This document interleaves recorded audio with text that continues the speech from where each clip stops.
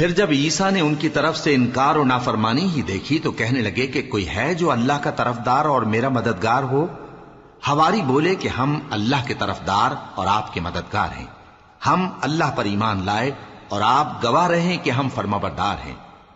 اے پروردگار، جو کتاب تو نے نازل فرمائی ہے ہم اس پر ایمان لے آئے اور تیرے پیغمبر کے متبع ہو چکے۔ تو ہم کو ماننے والوں میں لکھ رکھ، اور وہ یعنی یہود قتل عیسیٰ کے بارے میں ایک چال چلے، اور اللہ نے بھی عیسیٰ کو بچانے کے لیے تدبیر کی، اور اللہ بہترین تدبیر کرنے والا ہے۔ اس وقت اللہ نے فرمایا کہ عیسیٰ، میں تمہاری دنیا میں رہنے کی مدت پوری کر کے تم کو اپنی طرف اٹھا لوں گا اور تمہیں کافروں کی صحبت سے پاک کر دوں گا، اور جو لوگ تمہاری پیروی کریں گے ان کو کافروں پر قیامت تک فائق و غالب رکھوں گا۔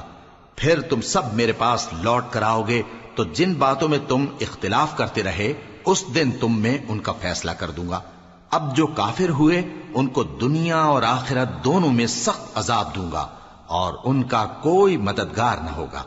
اور جو لوگ ایمان لائے اور عمل نیک کرتے رہے ان کو اللہ پورا پورا صلہ دے گا، اور اللہ ظالموں کو دوست نہیں رکھتا۔ اے نبی، یہ ہم تم کو اللہ کی آیتیں اور حکمت بھری نصیحتیں پڑھ پڑھ کر سناتے ہیں۔